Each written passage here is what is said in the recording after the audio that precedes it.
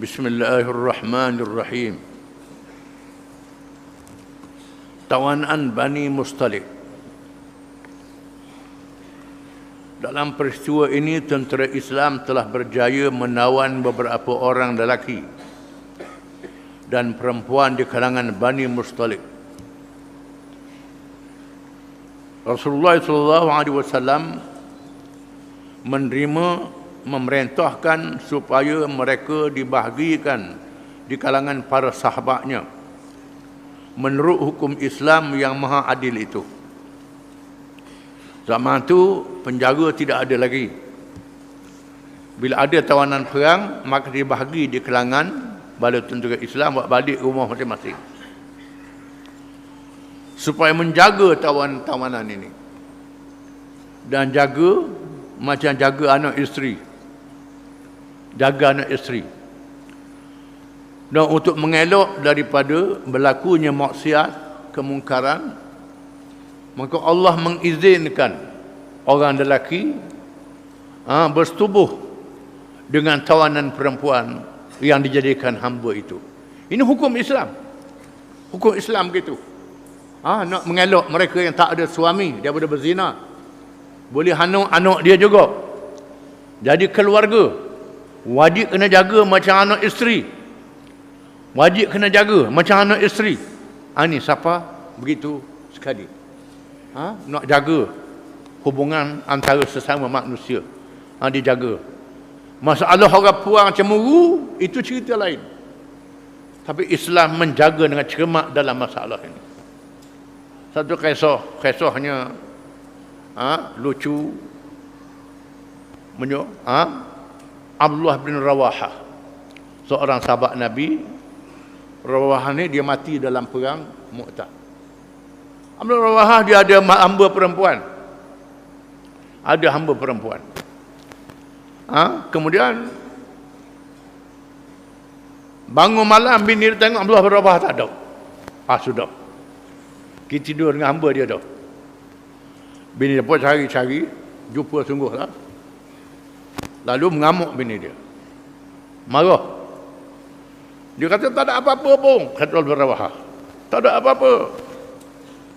Bini kata cuma baca Quran. Kerana orang tu pun tak boleh baca Quran. Dia pun baca sahih. Bini kata, ya betul, tak apa. Bini dia dah apa Quran. Ingat ke Quran pun dia baca sahih. Kemudian esok dia cerita ke Nabi. Rasulullah, bini saya ngamuk malam. Dia suruh saya baca Quran, saya pun baca sahih. Nah, Nabi suka ini kelolo, cerita kelolo. Ini berlaku hal-hal yang seperti ini. Tujuannya ialah untuk menjaga kekeluargaan. Bukan hikmahnya hamba-hambanya masuk Islam. Anak-anak dia jadi Islam. Melahirkan ulama-ulama yang terbilang. Ulama-ulama yang besar. Imam Bukhari, Imam Muslim, Imam Tirmizi. Bukan orang Arab tu. Asalnya orang bukan Arab. Imam Ghazali, itu orang Iran, orang Parsi. Imam Abu Hanifah. Banyak ulama-ulama. Berkali ribu-ribu ulama.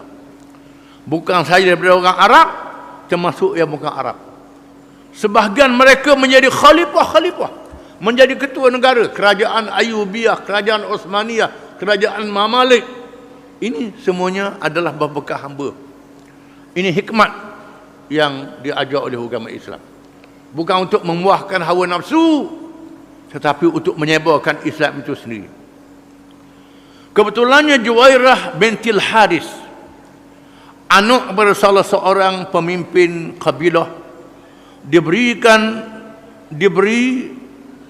kepada bahagian Rasulullah sallallahu alaihi wasallam. Anak ketua kabilah Juwairah bintil Haris beri pada Nabi. Lalu diberi amanah kepada salah seorang sahabat di kalangan Ansar supaya memelihara dan menjaganya dengan baik. Nabi dah letak di rumah dia. Serah pada sahabat dia seorang Ansar. Seorang sahabat Ansar jaga Juwairiyah bintil Harith, anak kepada pemimpin Bani Mustalik. Tiba-tiba Al-Harith bin Dirar datang untuk menebus dan membebaskan anaknya dengan membawa beberapa ekor unta bagi tujuan itu. Ayah dia yang menyerah diri bawa unta nak bebas anak dia bintil Harith. Apabila sampai di lembah Aqiq, dia terasa sayang kepada 2 ekor unta. Siapa di lembah Aqiq ada 2 ekor unta dia sayang. Hak ni sayang tak boleh beri ni. Dan menyembunyikan di lembah itu, dia ikat tambak di lembah Aqiq. Lembah Aqiq ni lembah sempadan Madinah, belum masuk Madinah lagi. Lembah Aqiq. Dia panggil Wadi Aqiq. Di situ ada masjid tetapi telah dihapuskan. Ini kerana dia tak suka benda-benda sejarah ni. Lembah Aqiq ni ada cerita dia, Nabi kembali bersatu peperangan, malaikat suruh Nabi sembahyang, salli fi hadzal wadi al-wadi al-mubarak, sembahyang di lembah ini, lembah yang berkati oleh Allah. Pada masa saya belajar dulu, saya pernah pergi melawat lembah ini, tak ada penduduk, tak ada orang, ada masjid yang didirikan oleh kerajaan Osmaniyah, masjid itu tak ada kambing penuh, tak ada orang. Tak tahu sekarang ni dia pergi duduk tak masjid itu. Ini di Wadi Aqiq. Di Wadi Aqiq ni pemimpin Bani Mustalik Harith bin Dirar susuk 2 ekor unta. Apabila dia datang menemui Rasulullah sallallahu alaihi wasallam, dia berkata, wahai Muhammad, awak telah menawan anak perempuan saya. Inilah dia beberapa ekor unta untuk menebusnya. Dia kata ke Nabi, wahai Muhammad, dia tak usah hilang lagi. Ini berapa ekor unta aku suruh nak tebus anak aku.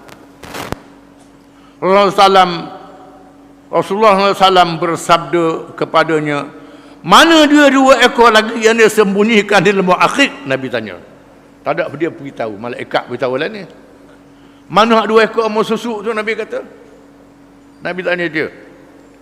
Al-Harith terkejut dan berkata, asyhadu an la ilaha illallah wa asyhadu anna Muhammadar Rasulullah. Masuk Islam tu. Kerana tak ada siapa yang tahu. Dia susuk unta ni, malaikat Allah yang memberitahu. Ini Nabi sungguh, Rasul sungguh, bukan sebarangan orang. Aku naik saksi bahawa tiada Tuhan yang disembah malaikat Allah, dan kamu Muhammad adalah Rasulullah. Demi Allah, tiada seorang pun yang tahu perkara ini malaikat Allah, kata dia. Tak ada siapa yang tahu saya sembunyi unta ni, malaikat Allah. Ini Allah beritahulah. Al-Harith menganut Islam. Terus dia masuk Islam. Diikuti oleh anak-anaknya dan beberapa orang lagi di kalangan kaumnya masuk Islam. Seterusnya Rasulullah SAW berkahwin dengan anak perempuannya, menjadi salah seorang Ummul Mukminin radhiyallahu anhu. Nabi kahwin dengan anak dia yang tawan tadi. Kahwin dari isteri Nabi Juwairiyah bintil Harith yang berjasa besar di samping Rasulullah SAW dan perjuangan untuk menegakkan Islam. Isteri jadi penolong dia dalam perjuangan menegakkan Islam. Seterusnya para sahabat radhiyallahu anhum membebaskan tawanan Bani Mustalik dengan mereka berkata, adakah menasabah kita memperambakan orang yang sudah mempunyai hubungan keluarga dengan Rasulullah? Habis sahabat bebas belaka. Bani Mustalik dibebaskan. Ini cerita yang sangat hebat, menyebabkan satu kabilah, satu kaum masuk Islam. Berlakunya salah faham. Kita baca terus. Akhirnya Bani Mustalik menjadi kabilah yang menganut Islam dan berada di bawah negara Islam. Lalu pada suatu hari Rasulullah SAW menghantar utusan yang bernama Al-Walid bin Uqbah bin Abi Mu'aid supaya mengumpulkan zakat. Setelah berapa lama Bani Mustalik dah masuk Islam. Setelah itulah mereka mengumpulkan zakat. Nabi tugaskan sahabat dia Al-Walid bin Uqbah bin Abi Mu'aid supaya mengumpulkan zakat. Pergi ke kampung Bani Mustalik. Apabila penduduk perkampungan Bani Mustalik mendengar kedatangan utusan Rasulullah SAW, mereka keluar beramai-ramai untuk menyambutnya. Bila dengar berita utusan Nabi mari, mereka tubik ramai-ramai. Tiba-tiba yang menjadi utusan itu terasa salah faham. Dia menyangka orang keluar beramai-ramai untuk memeranginya. Utusan ni pula salah faham, tengok orang nak igak dia. Orang keluar ramai-ramai. Orang mari ramai-ramai ni nak takak aku pun. Bahaya ni. Ini kerana kepahaman dia yang pendek. Pada orang ni dah masuk Islam. Dia ingat orang tubik ramai-ramai ni nak igak dia. Lalu dia pulang memberitahu Rasulullah SAW berita yang tidak betul itu. Maka Rasulullah SAW menugaskan bala tentera Islam untuk menyerangnya. Diberitahu ke Nabi, orang nak bunuh dia. Lalu Nabi menyediakan bala tentera untuk menyerang Bani Mustalik. Tetapi mereka yang datang menyerang itu tidak gopoh, terus menyerang. Sebaliknya mereka menghantar pengintip. Askar yang nak serang ni tak gopoh, hantar pengintip dulu, tak serang terus. Tiba-tiba didapati suara azan untuk menunaikan sembahyang fardu yang menandakan mereka masih setia kepada Islam. Tiba-tiba dengar bang nak sembahyang, keluar sembahyang ramai-ramai. Ni nak perang macam mana ni? Ni bukan menyeleweng, ni salah ni. Salah faham. Menurut satu riwayat yang lain, Bani Mustalik datang menemui Rasulullah telah menceritakan hal utusan yang lari itu. Ini riwayat dhaif. Riwayat dhaif kata Bani Mustalik mari atau utusan. Yang betulnya ialah tentera, pengintip tentera dengar bang tak jadi serang. Bersempena dengan salah faham ini, Allah menurunkan wahyu kepada Rasulullah SAW. Turun ayat Quran dalam surah Al-Hujurat. Ya ayyuhalladzina amanu in ja'akum fasiqun binaba'in fatabayyanu an tusibu qauman bijahalatin fatusbihu ala ma fa'altum nadimin. Surah Al-Hujurat ayat 49. Yang bermaksud, hai orang-orang yang beriman, jika datang kepada kamu orang fasik membawa berita, maka telitilah terlebih dahulu. Nanti kamu mengenakan sesuatu kaum secara jahil, maka menyebabkan kamu menjadi orang-orang yang menyesal. Tuhan kata, bila orang fasik bawa berita, orang tak kenal bawa berita, tak jelas dia ni adil tak adil bawa berita, kena teliti dulu berita betul ataupun salah. Jangan terus percaya berita ni. Kalau tidak, kamu akan bertindak terhadap saudara kamu dengan cara yang salah, cara yang tak betul. Demikianlah banyaknya ikhtibar, ujian daripada peristiwa Bani Mustalik ini. Walaupun pertempurannya tidak hebat, tidak ada peperangan yang besar, tetapi peristiwa yang berlaku banyak memberi pengajaran ke arah menguatkan perjalanan dakwah Islam dan membebaskan umat dalam bentuk menghadapi cabaran yang lebih besar. Dan masyarakat lebih kuat mempunyai kesanggupan menegakkan Islam bersama-sama Rasulullah SAW untuk meneruskan penyebaran perjuangan dan penegakan Islam selepas waktunya.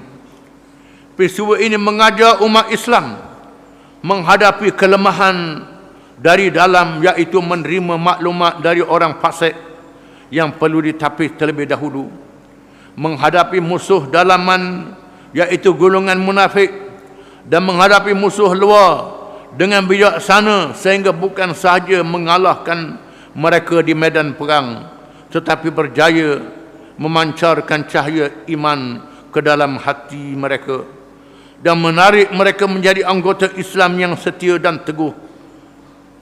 Kita kena sedar bahawa penyebaran berita palsu ni satu benda yang sangat bahaya, yang sangat beracun. Terutamanya di zaman kita ni, zaman internet, zaman Facebook, zaman WhatsApp, macam-macam. Buka telefon terus cari berita. Buka internet terus cari berita. Buka China terus cari berita. Menyebabkan kita menerima maklumat yang salah, maklumat yang tak betul.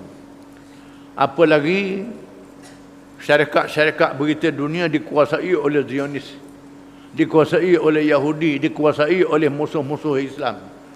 Mereka menguasai syarikat-syarikat berita ni. Kita buka internet pakai terus percaya, berlawan sama-sama orang Islam. Ini bahaya di akhir zaman. Yang kita kena tahu, jangan mudah-mudah dalam perkara ini. Terutamanya Nabi sebut di akhir zaman ni akan berlaku bencana, orang Islam akan berlawan sama sendiri. Al-qatilul maqtulu finnar. Yang membunuh, yang kena bunuh, dua-dua dalam neraka, Nabi kata.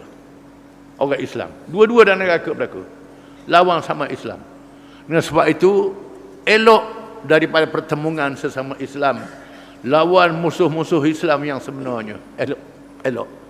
Musuh-musuh Islam melagakan kita orang Islam dengan sebab bangsa, dengan sebab mazhab, dengan sebab ini. Kita berlawan sama-sama kita untuk menyenangkan dia. Apa lagi zaman orang Islam ramai bodoh. Hak ngaji pun bodoh juga. Apa lagi orang tak ngaji? Kalau hak ngaji pun bodoh juga, dia ngaji kitab je, tak ngaji tentang media, tak mengaji berkenaan dengan politik, tak mengaji dengan perkembangan antarabangsa. Dia mengaji kitab ada depan dia je.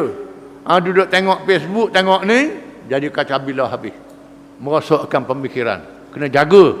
Ini fitnah di akhir zaman yang berlaku zaman kita hari ni. Supaya jangan rosak agama kita, jangan rosak umat kita. Wallahu a'lam.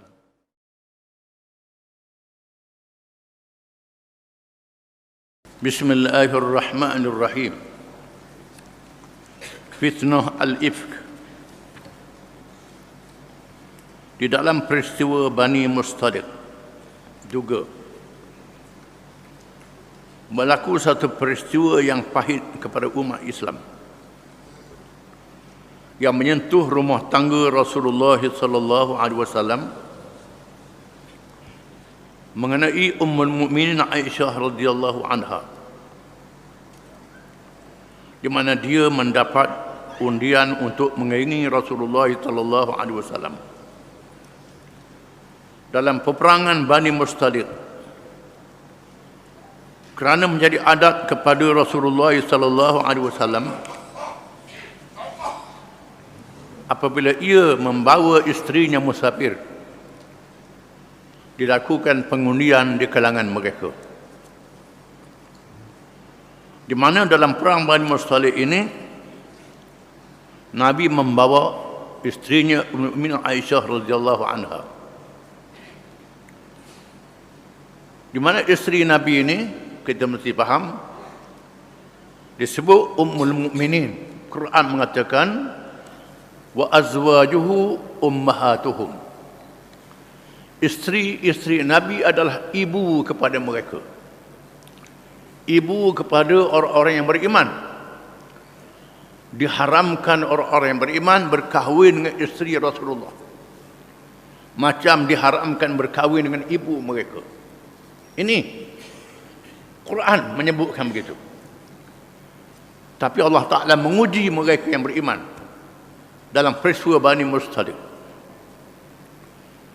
Dalam perjalanan pulang berlaku perkara yang menjadi sebab kepada berlakunya fitnah yang disebarkan di kalangan orang-orang munafik. Orang-orang munafik mengambil peluang untuk menyebarkan fitnah dengan berlakunya peristiwa ini. Apabila Rasulullah SAW berhenti di suatu tempat dan Ummul Mukminin terus turun dari sukdub unta bagi qada hajar, kerana nak buang air dia tinggal kurungan unta. Kurungan yang dibawa oleh unta ditunggang oleh orang perempuan. Dia tinggal kerana pergi buang air. Nabi berhenti. Tiba-tiba kalungnya yang dipinjam daripada saudara perempuannya tercicir. Kalung rata dia hilang. Dia pun kembali semula ke tempat qada hajat bagi mencarinya. Kebetulan pada masa itu bala tentera Islam telah bersiap sedia untuk berangkat.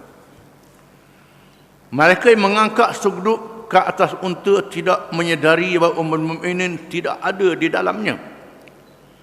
Lalu badan tentera Islam berangkat dengan meninggalkan Ummul Mukminin radhiyallahu anha di padang pasir yang luas. Diangkat kurungan itu saja, orangnya tak ada dalam. Kalau tempat kita ni kereta tinggal, kan ingatkan orang ada dalam. Apabila dia kembali ke tempat untanya, didapati orang ramai sudah tiada lagi. Orang ramai tak ada. Di balik tu orang dah tak ada dah. Maka tiada jalan baginya pada waktu malam, malaikat menunggu di tempat itu. Mudah-mudahan ada orang yang datang sehingga dia tertidur. Tunggu, takut orang pusing balik semula. Cari dia, duduk tempat yang sama, tertidur. Tiba-tiba salah seorang anggota tentera Islam, iaitu Safwan bin Mu'attal radhiyallahu anhu, yang tabiatnya suka tidur sehingga dia ditinggalkan oleh orang lain. Ada seorang sahabat yang tertidur tertinggal. Boleh dia bangun dan bersedia untuk bertolak. Dia bangun bersedia untuk bertolak, nak tinggal. Tiba-tiba terlihat seorang perempuan. Kenapa ada seorang perempuan? Alangkah terkejutnya apabila mengetahui perempuan itu adalah Ummul Mukminin Aisyah radhiyallahu anha, sehingga dia berkata, inna lillahi wa inna ilaihi raji'un.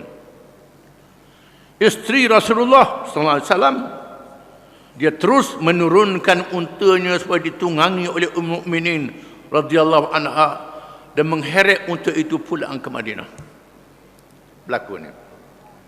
Mereka bertemu semula dengan bala tentera Islam di suatu tempat yang bernama Nahruz Zahirah. Sempat kerja di situ. Maka terkejutlah orang ramai melihat kedatangan mereka. Tetapi setelah mengetahui keadaan yang sebenar, mereka bercakap dengan cara yang layak dengannya. Kan isteri Nabi adalah ibu mereka. Ibu mereka diharamkan oleh Islam. Macam ibu sendiri. Ini sahabat-sahabat menganggap begitu. Tetapi Allah mentakdirkan suatu ujian yang pahit. Allah nak uji orang beriman. Apabila pemimpin munafik Abdullah bin Ubay mengetahui perkara tersebut, maka dia mengambil kesempatan daripada peristiwa itu untuk menaburkan fitnah, sehingga beberapa orang Islam terpengaruh dengannya.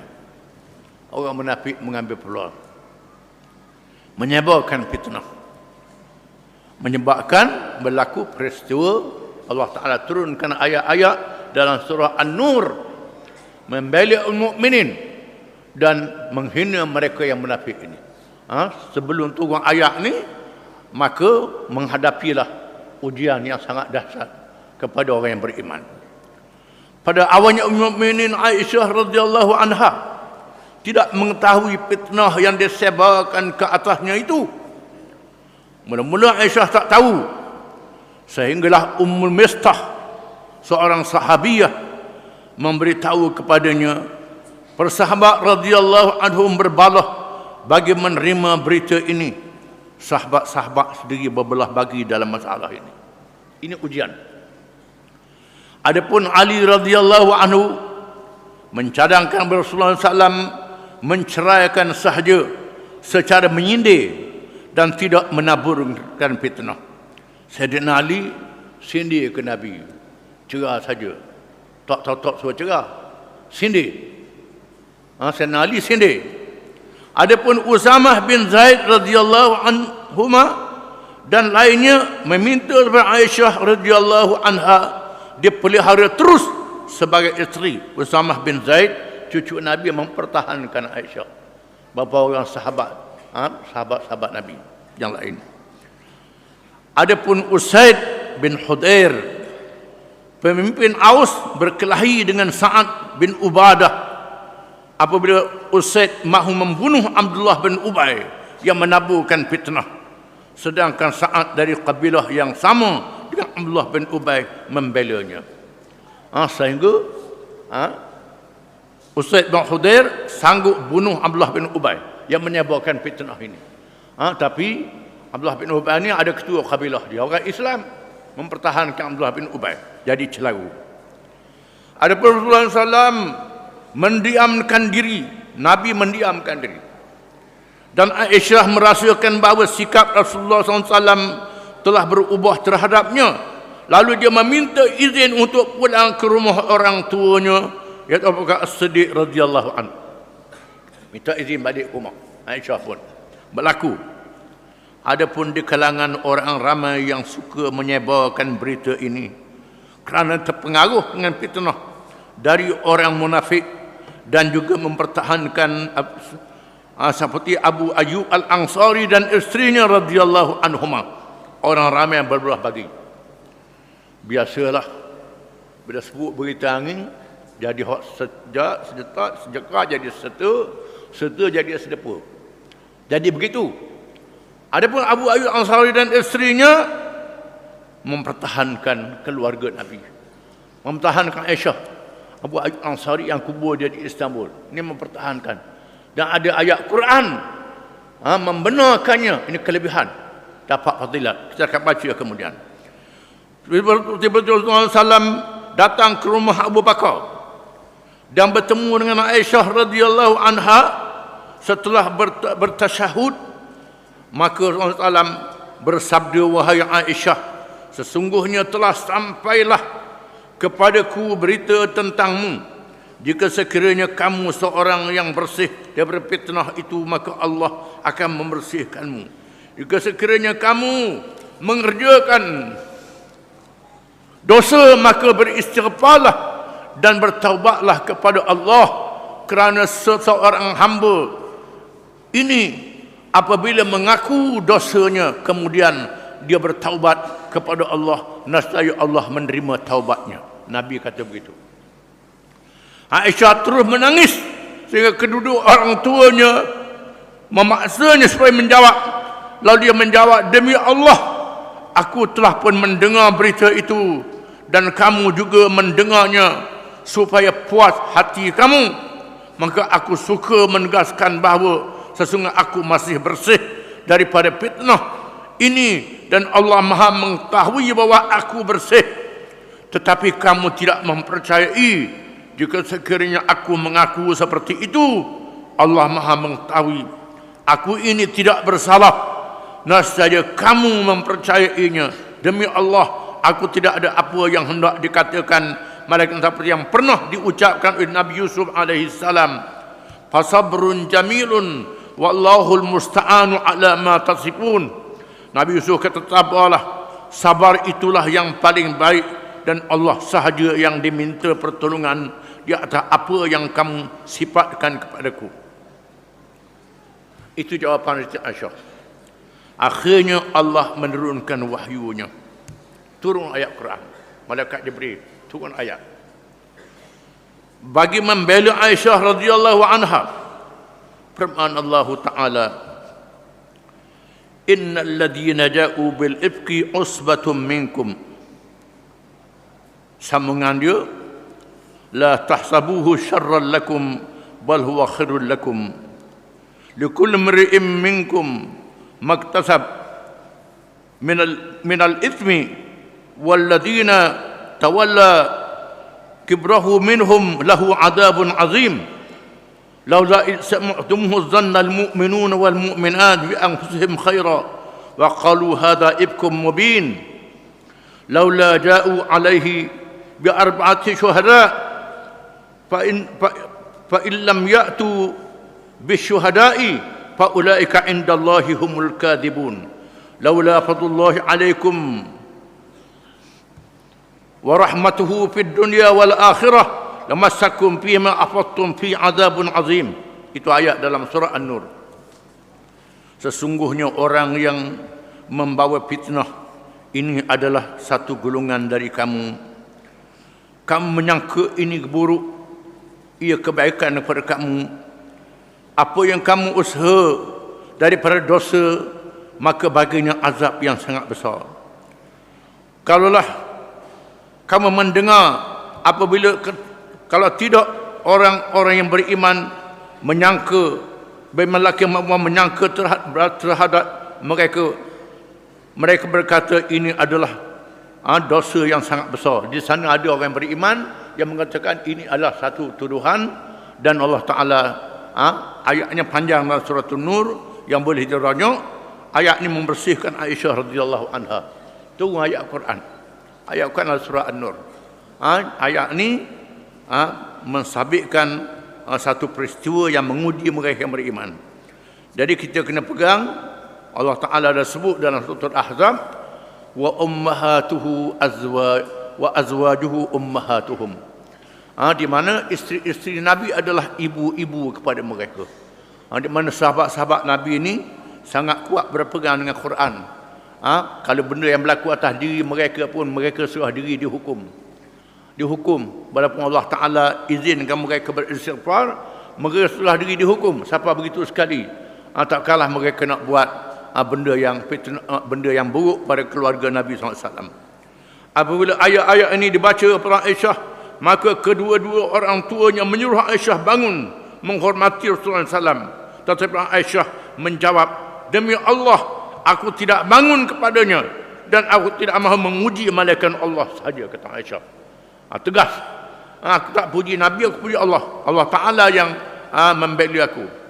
Bersempena dengan fitnah ini, maka dijatuhkan hukuman sebat sebanyak 80 kali kepada beberapa orang yang menyebarkan fitnah di kalangan lelaki dan perempuan. Orang Islam yang menyebarkan fitnah dihukumkan sebat sebanyak 80 kali sebatan. Ini hukum Islam, disebut hukum qazaf. Qazaf ialah menuduh orang berzina dengan tidak ada 4 orang saksi. Hukumannya ialah 80 sebatan. Sebatan ni sebatan untuk mendidik dan mengajar, bukan untuk mencederakan. Ini kena faham. Bunyinya 80. 80 itu untuk mendidik dan mengajar, untuk memalukan mereka yang membuat dosa itu. Tetapi Abdullah bin Ubay dibiarkan kerana cukup kepadanya janji daripada Allah untuk menyaksanya di hari akhirat, dan kerana ingin mengelakkan fitnah yang lebih besar. Orang munafik Nabi tak hukum. Nabi hukum orang Islam je. Ini kita rasa pelik. Lepas tu orang munafik ni pacung lah. Pacung leher. Dok, Nabi biarkan. Biarkan dia. Supaya orang tengok. Kerana Nabi yakin dia akan masuk neraka pada hari kiamat. Nabi yakin masuk neraka pada hari kiamat. Biar Tuhan hukum. Biar dia terima hukum akhirat. Biar dia sedap di atas dunia ni. Dan sebab itu kita orang Islam ni jangan duga cita bila kita dihukum. Kerana hukuman di atas dunia membersihkan kita daripada dosa. Tak kena hukum dari akhirat. Orang munafik dia suka sangatlah tak kena hukum. Kerana dia tak percaya pada akhirat. Peristiwa yang pahit ini menjadi ubat yang mujarab untuk mengeratkan hubungan di dalam sah umat Islam dengan tindakan tegas ke atas unsur-unsur kelemahan di dalamnya. Kerana ayat-ayat yang diturunkan dihalakan ke arah umat Islam, tidak dihalakan banyak kepada orang-orang munafik yang menghangatkan masalah untuk mengukuhkan jamaah agar jangan bertindak ke atas orang lain sahaja, tetapi hendaklah bertindak ke atas diri sendiri, yakni unsur-unsur kelemahan yang ada di dalam jamaah yang boleh dipermainkan oleh musuh dengan menyebabkan fitnah yang sengaja dia adakan. Ini kena faham. Mengapa Nabi hukum orang beriman, Nabi tak hukum orang munafik. Orang munafik dia bebaskan. Orang beriman dihukum untuk mendidik mereka yang beriman, membersihkan dosa mereka. Ada orang munafik diperlukan untuk bertaubat. Kalau tak bertaubat, ada neraka di hari kiamat. Lepas mati kena selalu.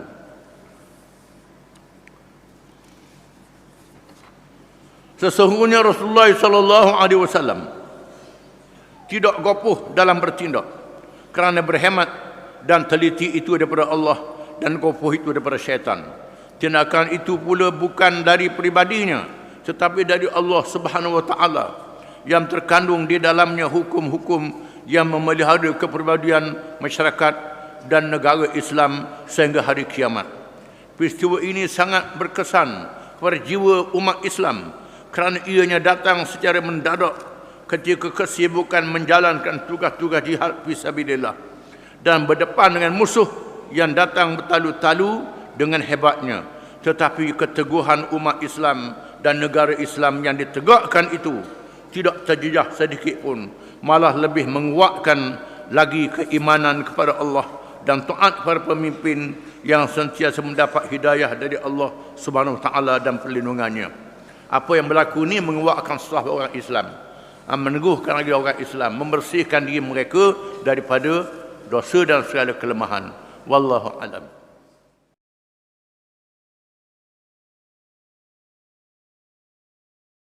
Bismillahirrahmanirrahim. Operasi tentera selepas peristiwa Mustalik. Jihad, yakni perjuangan menegakkan Islam dan mempertahankannya mesti diteruskan, kerana ia menjadi tonggak kekuatan kepada umat Islam. Dalam melaksanakan ini, Rasulullah SAW bertindak mengarahkan gerakan ketenteraan ke atas musuh-musuh yang mencuba mengambil peluang dan kesempatan menghalang cahaya Islam memancar ke bumi Allah. Maka beberapa pasukan tentera diarahkan kepada sasaran-sasaran yang perlu. Selepas peristiwa Bani Mustalik, Rasulullah tidak diam, menubuhkan pasukan tentera untuk menyerang kabilah-kabilah Arab yang menunjukkan permusuhan terhadap Islam. Nombor satu, tentera yang dipimpin oleh Abdurrahman bin Auf radhiyallahu an. Pasukan yang pertama ialah tentera, ketuanya Abdurrahman bin Auf radhiyallahu an, salah seorang 10 sahabat. Diarahkan ke kampung Bani Kilab di daerah Daumatul Jandal. Satu daerah nama Daumatul Jandal. Berlaku pada bulan Syaban tahun ke-6 Hijrah. Berlaku bulan Syaban tahun ke-6 Hijrah. Rasulullah SAW mendudukkan Abdurrahman bin Auf radhiyallahu an di hadapannya dan melilit serbannya dengan tangannya yang mulia dan penuh berkat itu. Panggil Abdurrahman bin Auf, duduk depan dan dililit serban diri di kepala Abdurrahman bin Auf, sambil bersabda kepadanya mengenai perkara-perkara hukum yang bersabit dengan peperangan, mengajar hukum peperangan. Biasalah, bila masuk jangan bunuh perempuan, jangan bunuh kanak-kanak, jangan bunuh orang tua, jangan bunuh mereka yang tidak terlibat dengan peperangan, jangan musnahkan kebun-kebun, dilarang. Termasuklah padri-padri, jangan kacau padri-padri di gereja. Jangan bunuh kecuali mereka yang terlibat dengan peperangan.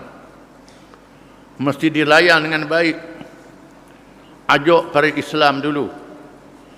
Tak mau Islam, ajak damai. Tak mau damai, berperang. Seterusnya Nabi bersabda, jika mereka mematuhi, maka berkahwinlah dengan anak perempuan raja mereka. Ini mukjizat Nabi. Kalau mereka masuk Islam, kahwin dengan anak raja dia. Kahwin dengan anak raja dia. Nabi suruh. Bila kahwin dengan anak raja dia, dengan sendiri dapat mempengaruhi rakyat dia. Nabi SAW buat begitu. Setelah sampai ke tempat yang dituju, Abdurrahman bin Auf memberi tempoh selama 3 hari. Diberi tempoh 3 hari. 3 hari tempoh. Mengajak mereka kepada agama Islam. Lalu mereka menerima Islam. Tiba-tiba penduduk dia, raja dia terima Islam. Dan Abdurrahman bin Auf radhiyallahu an berkahwin dengan puteri raja mereka yang bernama Tamadur ibn al-Asbaq. Dia kahwin dengan puteri raja nama Tamadur bin Al-Asbaq, yang juga ibu kepada seorang, bukan sahabat ni salah, ibu seorang ulama, seorang alim tabi'in. Dia tak ada dengan Nabi anak ni. Ni bukan sahabat. Kata sahabat tu potong. Abu Salamah radhiyallahu an, seorang alim tabi'in, iaitulah Abu Salamah bin Abdurrahman bin Auf. Seorang alim yang pernah menjadi hakim di zaman kerajaan Umayyah. Seorang alim termasuk dalam kibarut tabi'in, ulama besar kalangan tabi'in. Nama dia Abu Salamah. Kataan sahabat tu potong, dia bukan sahabat. Yang kedua, pasukan tentera yang dipimpin oleh Ali karramallahu wajhah. Pasukan kedua, Sayyidina Ali sendiri jadi ketua. Dia arahkan, Sayyidina Ali ni ialah menantu Nabi dan sepupu Nabi. Menantu Nabi, sepupu Nabi, Ali bin Abi Talib, anak pak saudara dia. Abu Talib yang hidup kesusahan, Nabi tolong Abu Talib, ambil salah seorang anak dia jadi anak angkat Nabi dan jadi menantu Nabi pada akhirnya. Diarah ke kampung Bani Bakar, daerah Farak ataupun Fidak. Betulnya Farak. Berlaku pada bulan Sya'ban, satu je bulan-bulan potong satu, tahun yang ke-6 Hijrah. Tindakan diambil oleh Rasulullah SAW. Mendapat maklumat yang mereka berkumpul untuk membantu orang-orang Yahudi bagi memerangi orang Islam. Sebab mereka diserang kerana kabilah ini membantu orang Yahudi di Khaybar untuk menyerang orang Islam. Di dalam gerakan ini mereka menggunakan 200 ekor unta. 200 ekor unta. Mereka berjalan di waktu malam dan bersembunyi pada waktu siang. Malam jalan, siang sembunyi. Sembunyi di sebelah bukit supaya tak disedari oleh musuh. Ini termasuk dalam taktik dan strategi peperangan. Bukan bergarok orang nampak, musuh tak sedar. Lalu mereka berjaya menangkap pengintip musuh yang memberitahu dia diarahkan ke Khaybar untuk memberitahu persediaan untuk membantu Yahudi Khaybar. Ditangkap dua orang pengintip. Pengintip ini mendedahkan mereka ditugaskan untuk memberi maklumat kepada orang Yahudi Khaybar. Khaybar ni tempat berkumpul orang Yahudi. Orang Yahudi yang dihala daripada Madinah, Bani Qainuqa, Bani Nadir, Bani Khairazah, berhimpun di Khaybar. Dan mereka mendirikan kota-kota di Khaybar, kota-kota pertahanan. Dan mereka bergabung dengan kabilah-kabilah Arab untuk mengancam Madinah. Khaybar ni satu tempat yang khusus, tempat orang Yahudi berhimpun. Sehingga hari ini Israel sangat nak pada Khaybar ni. Ini masuk dalam peta yang dicadang oleh Israel untuk ditawan kalau berlaku peperangan dengan Yahudi. Khaybar. Pengintip itu memberitahu tempat berkumpul bala tentera Bani Sa'ad. Mereka melancarkan serangan. Lalu mereka berjaya menawan 500 ekor unta. Ditawan 500 ekor unta. Dan 2,000 ekor kambing, 2,000 kambing. Sedangkan bala tentera musuh lari bertempiaran bersama pemimpin mereka, Wabar bin Alim. Pemimpin dia lari dengan pengikut-pengikut dia. Ini operasi yang kedua. Yang ketiga, pasukan tentera dipimpin oleh Abu Bakar As-Siddiq radhiyallahu anhu. Yang ketiga, Abu Bakar jadi ketua. Setengah ulama mengatakan Zaid bin Harithah radhiyallahu anhu, ini khilaf ulama. Diarahkan ke lembah Qara. Lembah Qara berlaku pada bulan Ramadan tahun ke-6 Hijrah untuk memerangi satu golongan yang merancang untuk membunuh Rasulullah sallallahu alaihi wasallam. Ketua mereka bernama Ummu Firqah. Dia menyediakan 30 orang pahlawan berkuda di kalangan keluarganya untuk melaksanakan rancangan jahat itu membunuh Nabi. Akhirnya mereka semua berjaya dibunuh oleh bala tentera Islam. Tentera Islam berjaya membunuh semua pasukan ini.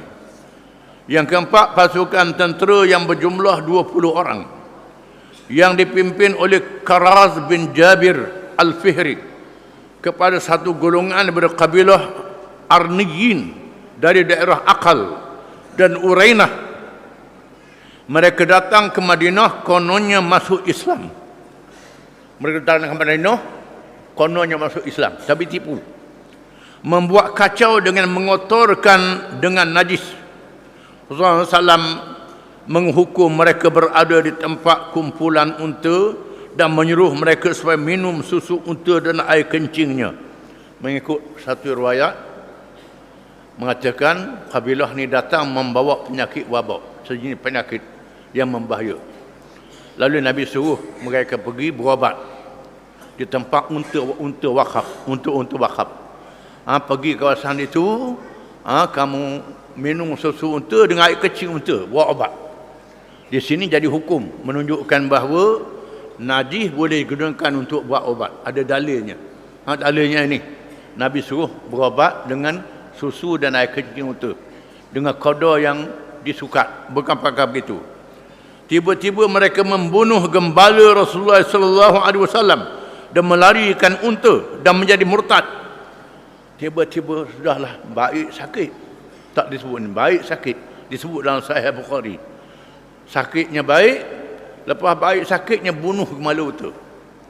Gembala unta dibunuh dan unta dibuat lari, meropok. Ini jahat. Meropok. Maka pasukan tersebut diarah supaya memburu mereka.